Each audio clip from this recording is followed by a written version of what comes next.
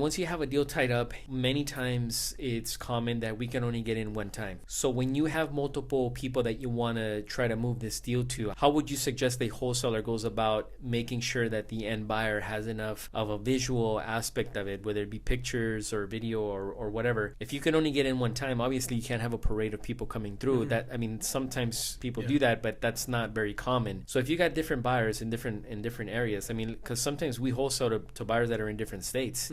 How would you tell the new wholesaler this is how you want to go about doing it to be as most efficient as possible? Two things. Number one is you got to negotiate it at a price where it's going to reflect the buyer not being able to get in. Number one. So you're saying price it at a price point where it compensates for the risk that they're taking. That's correct. Buying a property sight unseen. That's correct. Okay. Number one. Number two is you have to have boots on the ground, because most likely you're going to get in once, and the seller has to let you in once. Because if not, and you truly are buying it sight unseen, it really has to be a very, very low price, and that's going to be a rarity. That's almost uncommon. Right. Unless you're buying out here in your local market, and then you can just drive by and take a look. Right. What you do is when you finally get a chance to get in, you take as much pictures and video as you can from the head, from the top of the house all the way down to the foundation. If there's a basement, you get in there, you take a look, you take video of everything, because that's going to be your only opportunity to be able to show your end buyer what they're buying without being able to get inside. Whether it's vacant or tenant occupied, it really makes no difference. If that typical product ends up selling for $150,000, you're going to expect to push out that deal for maybe $110,000, $115,000. There's got to be a deep discount for somebody buying sight unseen to make it worth the risk. That's correct. So there's a lot of moving parts that have to come together in order for you to be able to move that deal. It could be a great deal that could be worth $300,000 that somebody wants to take down, but some people are so adamant that they need to get in that they will not buy it unless the price reflects that for the end buyer at the end of the day. That makes sense. Right.